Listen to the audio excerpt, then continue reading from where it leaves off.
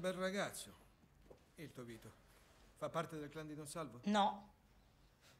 Don Salvo è un assassino. Vito è buono, Igio mi vuole bene. Mi salva la vita. Ma signorina, la distinzione non si fa tra chi è buono e chi è cattivo, ma tra chi rispetta la giustizia e chi invece non la rispetta per niente. Come Don Salvo, o il tuo fidanzato Vito, ma anche tuo padre e tuo fratello. Mio padre era un uomo di giustizia più di voi. Sbirri di una giustizia di merda.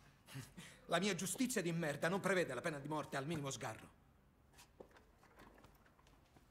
Tuo padre era un assassino. No.